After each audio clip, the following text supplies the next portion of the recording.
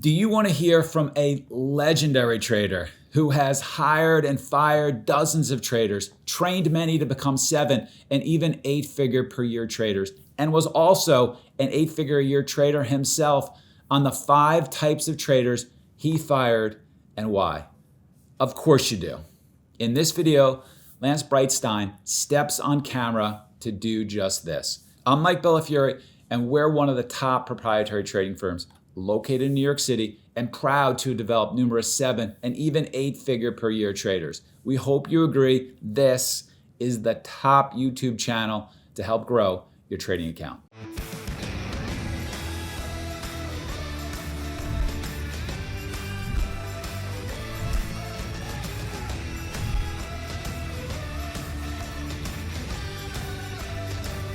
Today I'm going to be sharing with you all the 5 types of traders I've fired and why. I'm Lance Breitstein, and you can follow me on Twitter at @TheOneLanceB for trading advice and more. So the good old trader graveyard. It is no secret. Trading is a high failure rate industry. Some of the statistics say 90%, 95%, maybe even 99% of traders who start to try day trading fail. So I've seen over a decade of trader classes with 20 plus bright-eyed, smart, eager traders trying their hand at the profession. And I've hired dozens of traders myself and fired almost just as many. Our office in Chicago at a top prop firm had the proverbial trader graveyard of ID badges on the wall, so that when every trader failed out, sadly we would take their ID badge and hang it up as the old badge of honor for having tried. So what are the most common types of traders who fail, and how do you avoid ending up in the proverbial trader graveyard with them? I'll share. The first common trader that I would always see is what I call the guru.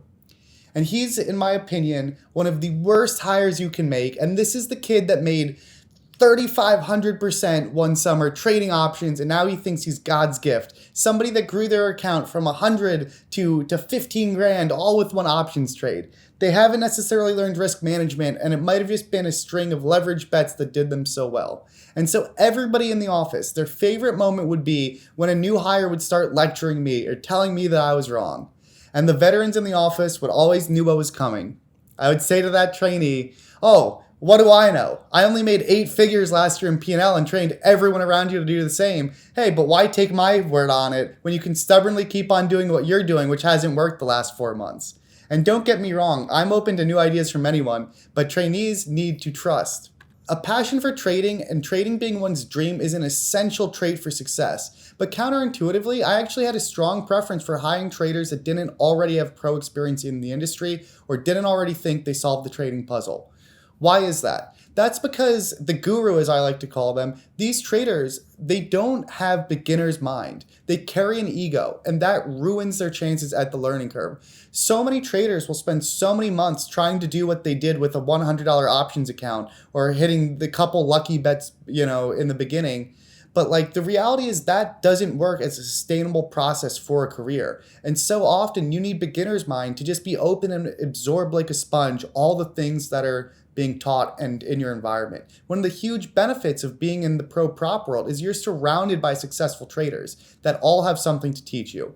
So no matter how good you get, trading is difficult. There will always be tough patches, and you need to know and learn how to be like a child, open to learning and observing and having fun along the way, not thinking the job's going to be easy and you're going to get it immediately. And now let me tell you about the number 2 type of trader, the research analyst, and the story of Tom.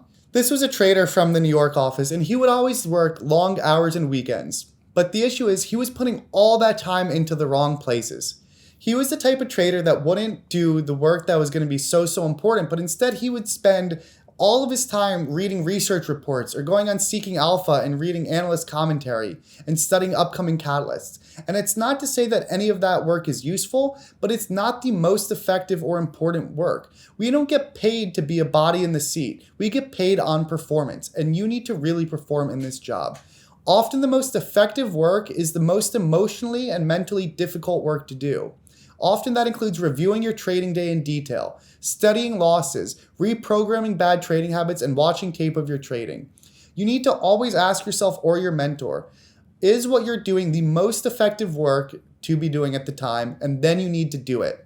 I'd rather a trainee work 5 hours per week after hours on the absolute most effective stuff than a trainee work 20 hours per week after hours to become an equity research analyst or spend their time on other useless nonsense that's not going to impact their bottom line. The third type of trader that I always see fail is what I call the little engine that can't. I've worked with so many traders who, as cliche as it sounds, all they would say is, I can't. I can't trade size like that. I can't learn that type of trade. I can't handle risks like that, or I can't understand that. And the truth is, they were right. So often those limiting beliefs became reality. Let me tell you a story about a trader that could never grow their risk or disassociate their P&L from actual money. 6 months in, they were still trading the same odd lots. Their risk had not grown. We were begging them to lose more money or to just trade bigger size. Their number one issue for so many months had been they had not been able to ramp up their size.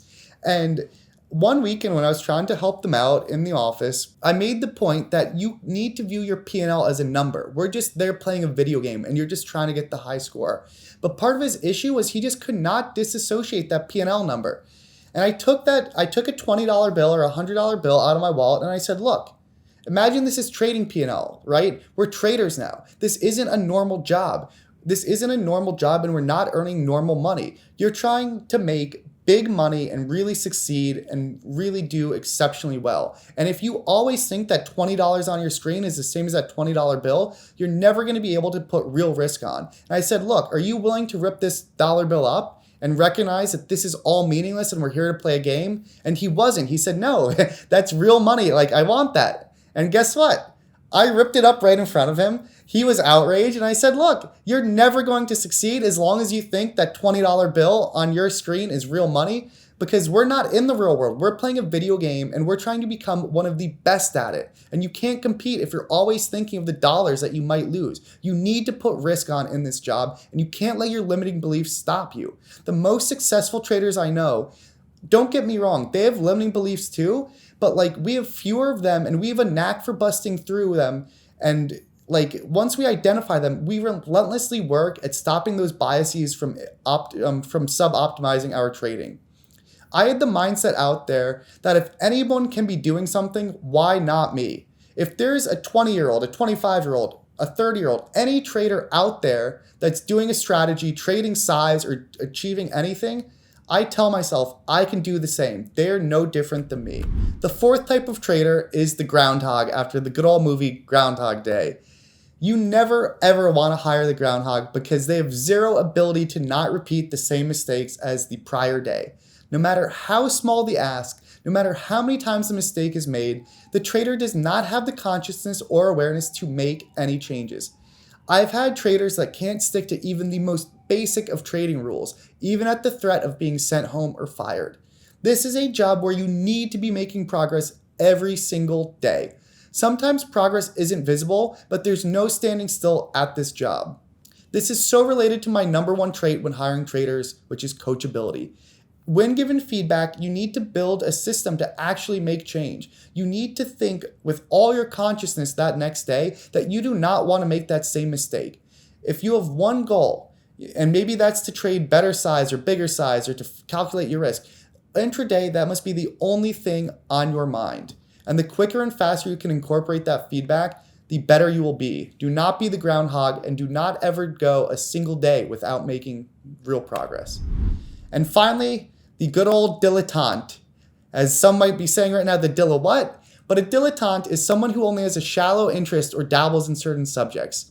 And the reality with trading is sometimes trading attracts people who like the allure of the job or the ability to make side income, or all those ads you see, trade part-time with this magic secret strategy and you're always going to win and make money to supplement your full-time job. But the reality is trading requires full-time effort and extreme intensity. This is not an easy job and there is no half-assing it. You need to eat, breathe, sleep markets and be all in.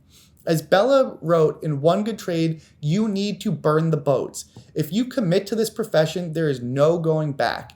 So when I knew that I wanted to be a trader, I was building up a war chest of savings. I knew I wanted to give myself the longest runway possible to work at this job and to give it my all. I sacrificed the glam of going to New York City to learn and learned from one of the best trainers I could in a satellite office. Now let me tell you the story of Lou, a friend's trainee that I was asked to speak to. This was someone who already had a lot of responsibility on his plate.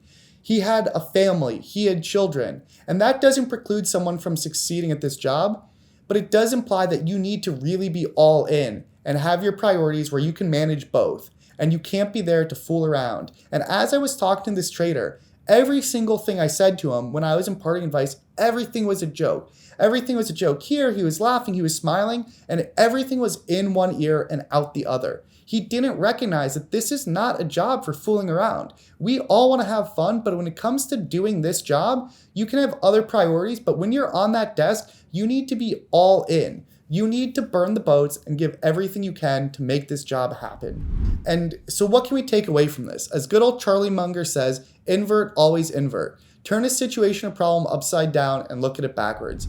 So now the takeaways. The guru. You want to approach the job with beginner's mind and be a blank slate. Trust your trainer or those who you're learning from, and imagine if you went through school or life trying to prove every bit of knowledge for yourself. At some point, to make fast progress, you actually just need to trust the people that you're learning from. And then the research analyst. Always focus on the most effective work at each moment in time. Don't fall into the habit of only spending time on the easy, low-impact work. From the little engine that can't, you need to develop the mindset that you can do anything. Why not you? Then the groundhog.